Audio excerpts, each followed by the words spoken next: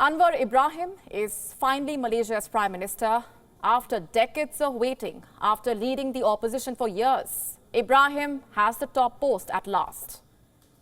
What does this mean for India? Where does the relationship between the two sides stand at this point? Our next report taking a closer look. Saya Anwar bin Ibrahim setelah dilantik memegang jawatan seorang Perdana Menteri. Anwar Ibrahim was sworn in as Malaysia's 10th Prime Minister. It is the realization of a decades-long dream. The dream of getting Malaysia's top job. I am firstly grateful to Allah subhanahu wa ta'ala.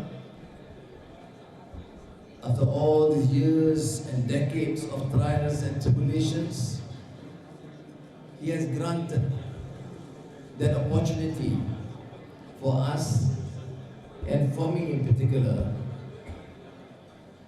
to lead this nation. So why did it take this long for Ibrahim to become Prime Minister? Well, he was first denied the job in the 1990s.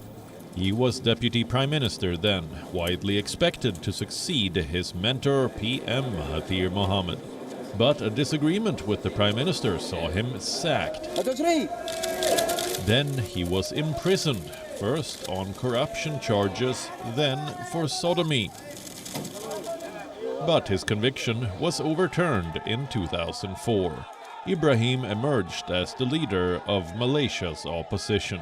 He rallied against corruption of the ruling Barisan Nasional coalition. He was jailed again on sodomy charges in 2015. But in 2018, along with his former mentor, Mohamad, he dethroned the BN.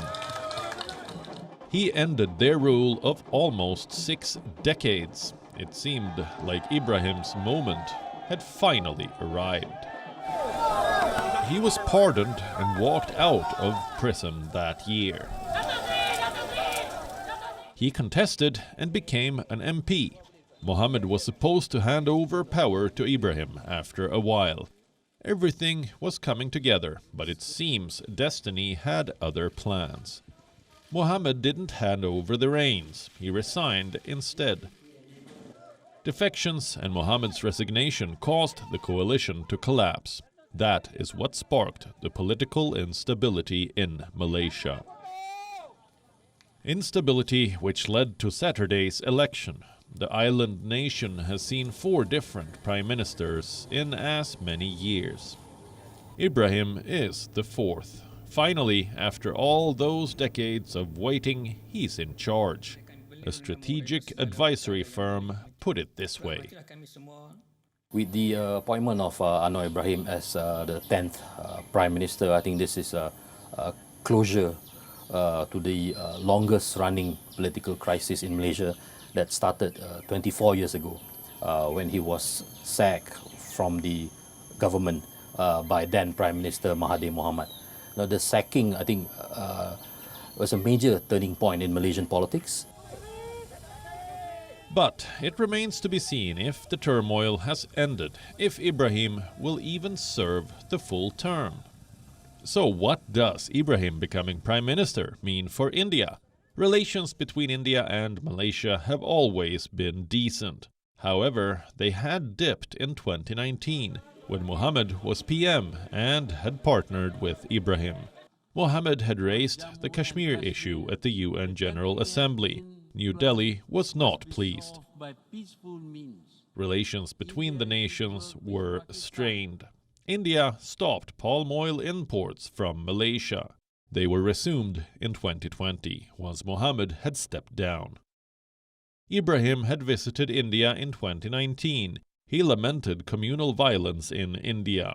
Ibrahim said he wanted a tolerant world, one based on pluralism and freedom of religion. Yet Malaysia continues to harbor the preacher Zakir Naik. Naik is wanted in India for making hate speeches. In 2019, Ibrahim refused to deport him without proof. Naik has Malaysian PR, and India has not forgotten about him. This year, the country celebrated 65 years of diplomatic relations. Bilateral trade is at about $20 billion, up 34% from last year. Despite the pandemic, there's no reason to believe things will change under Ibrahim, despite his complicated ties with Mahathir Mohamad. WION now available in your country. Download the app now. Get all the news on the move.